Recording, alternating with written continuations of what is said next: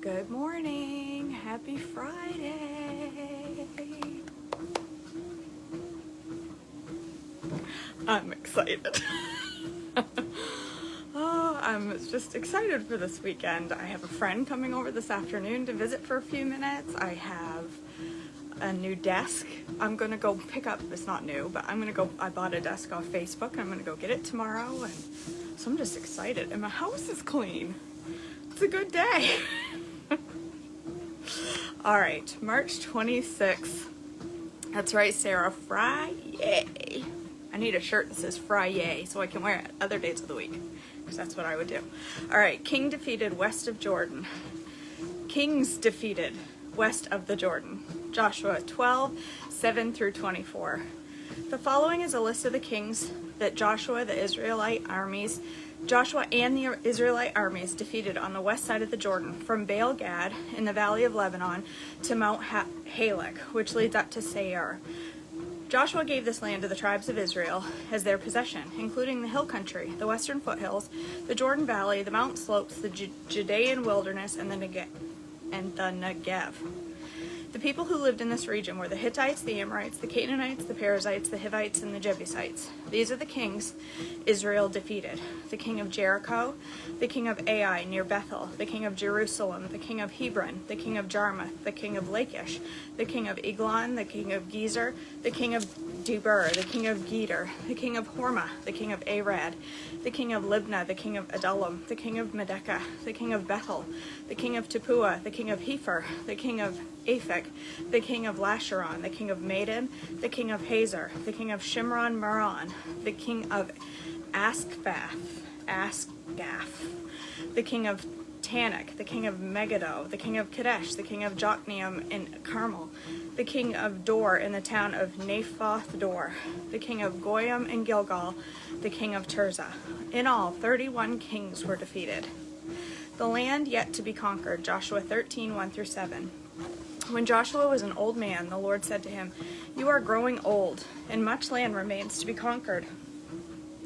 This is the territory that remains: all the regions of the Philistines and the Geshurites, and the larger territory of the Canaanites, extending from the stream of Shihor on the border of Egypt, north rulers of Gaza, Ashdod, Ashkelon, Gath, and Ekron.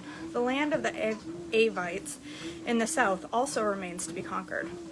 In the north, the following area has not yet been conquered: all in the land of the Canaanites, including Mira, which belongs to the Sidonians, stretching northward to Aphek on the border of the Amorites, the land of the Gebalites, and all the Lebanon mountains area to the east, from Baal Gad below Mount Hermon to Lebo Hamath, and all the hill country from Lebanon to Misrephoth-Maim, including all the land of the Sidonians. I myself will drive these people out of the land ahead of the Israelites, so be sure to give this land to Israel as a special possession, just as I have commanded you. Include all this territory as Israel's possession when you divide the land among the 9 tribes and the half-tribe of Manasseh." The land divided east of the Jordan, Joshua 13:8 through 13. Half the tribe of Manasseh and the tribes of Reuben and Gad had already received their grants of land on the east side of the Jordan, for Moses, the servant of the Lord, had previously assigned this land to them.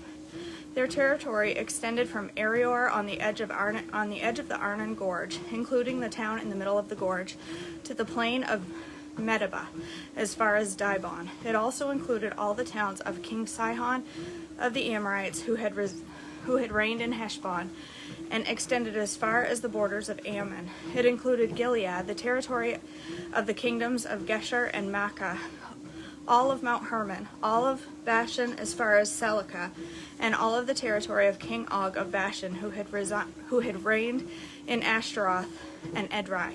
King Og was the last of the Rephaites, for Moses had attacked them and driven them out. But the Israelites failed to drive out the people of Geshur and Makkah, so they continue to live among the Israelites to this day. An inheritance for the tribe of Levi, Joshua 13:14. Moses did not assign any allotment of land to the tribe of Levi. Instead, as the Lord had promised them, their allotment came from the offerings burned on the altar to the Lord, the God of Israel. The land given to the tribe of Reuben, Joshua 13:15 through 23. Moses assigned the following areas to the clans of the tribe of Reuben. Their territory extended from Aroer on the edge of the Arnon Gorge, including the town in the middle of the gorge, to the plain beyond Medeba. It included Heshbon and the other towns on the plain, Dibon, Bamoth, Baal, Beth Baal Meon, Jahaz, Kedemoth, Mephath, Kirithaim, Sibmah, Zareth, Shahar, and all the hill above the valley. Beth Peor on the slopes of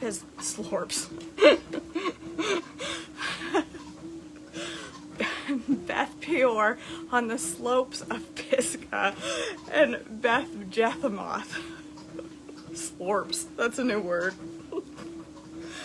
The land of Reuben also included all the towns of the plain and the entire kingdom of Sihon. Sihon was the Amorite king who had reigned in Heshbon and was killed by Moses along with the leaders of Midian, Evi, Rechem, Zur, Hur, and Reba, princes living in the region who were allied with Sihon.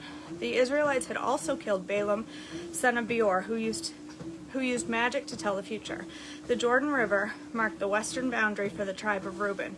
The towns and their surrounding villages in this area were given as a homeland to the clans of the tribe of Reuben. The land given to the tribe of Gad. Joshua 13:24 through 28. Moses had assigned the following areas to the clan of the tribe of Gad.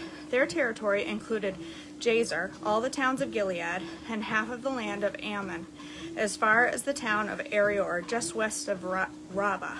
It extended from Heshbon to Ramoth Mizpah and Betanim, and from Mahanaim to the territory of Lo-Debar. In the valley were Beth Haram, Beth Nimrah, Succoth, Zaphon, and the rest of the kingdom of King Sihon of Heshbon. The western boundary ran along the Jordan River, extended as far north as the tip of the Sea of Galilee, and then turned eastward. The towns and their surrounding villages in this area were given as a homeland to the clans of the tribe of Gad. The land given to the half-tribe of Manasseh. Joshua 13:29 through 33. Moses had assigned the following areas to the clans of the half-tribe of Manasseh. Their territory extended from Mahanaim, including all of Bashan, all the former kingdom of King Og, and the 60 towns of Jair of Bashan. It also included half of Gilead and King Og's royal cities of Ashtaroth and Edrei. All this was given to the clans of the descendants of Machir, who was Manasseh's son. These are the allotments Moses had made while he was on the plains of Moab, across the Jordan River east of Jericho. But Moses gave no allotment of the land of the tribe of Levi, for the Lord, the God of Israel, had promised that he himself would be their allotment. The land divided west of the Jordan. Joshua 14:1 through 5. The remaining tribes of Israel received the land in Canaan as allotted by Eleazar the priest, Joshua son of Nun, and the tribal leaders. These 9.5 tribes received grants of land by means of sacred lot, in accordance with the Lord's command through Moses. Moses had already given a grant of land to the 2.5 tribes on the east side of the Jordan River, but he had given the Levites no such allotment. The descendants of Joseph had become 2 separate tribes, Manasseh and Ephraim, and the Levites were given no land at all, only the towns to live in, with surrounding pasture lands for their livestock and all of their possessions. So the land was distributed in strict accordance with the Lord's commands to Moses. Caleb requests his land, Joshua 14:6 through 15. A delegation from the tribe of Judah, led by Caleb, son of Jephunneh, the Kenizzite, came to Joshua at Gilgal. Caleb said to Joshua, "Remember what the Lord said to Moses, the man of God, about you and me when we were at Kadesh Barnea. I was 40 years old when Moses, the servant of the Lord, sent me from Kadesh Barnea to explore the land of Canaan. I returned and gave an honest report, but my brothers who went with me frightened the people from entering the promised land. For my part, I wholeheartedly followed the Lord my God. So that day Moses solemnly promised me, the land of Canaan on which you were just walking will be your grant of the land, and that of your descendants forever, because you wholeheartedly followed the Lord my God. Now, as you can see, the Lord has kept me alive and well as he promised for all these 45 years since Moses made this promise, even while Israel wandered in the wilderness. Today I am 85 years old. I am as strong now as I was when Moses sent me on that journey, and I can still travel and fight as well as I could then. So give me the hill country that the Lord promised me. You will remember that as scouts we found the descendants of Anak living there in the great walled towns. But if the Lord is with me, I will drive them out of that land, just as the Lord said. So Joshua blessed Caleb, son of Jephunneh, and gave Hebron to him as his portion of land. Hebron still belongs to the descendants of Caleb, of Jephunneh the Kenizzite, because he wholeheartedly followed the Lord, the God of Israel. Previously, Hebron had been called Kiriath Arba. It had been named after Arba, a great hero of the descendants of Anak. And the land had rest from war. The land given to the tribe of Judah. Joshua 15, 1-12. The allotment for the clans of the tribe of Judah reached southward to the border of Edom, as far south as the wilderness of Zin. The southern boundary began at the south bay of the Dead Sea, ran south of Scorpion Pass into the wilderness of Zin, and went south of Kadesh Barnea to Hezron. Then it went up to Adar, where it turned toward Karka. From there it passed to Asman, finally until it reached the brook of Egypt, which it followed to the Mediterranean Sea. This was their southern boundary. The eastern boundary extended along the Dead Sea to the mouth of the Jordan River.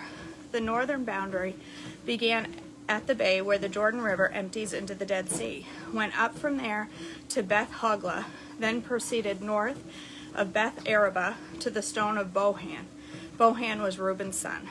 From that point it went through the valley of Achor to Debir, turning north towards Gilgal, which is across from the slopes of the Adamim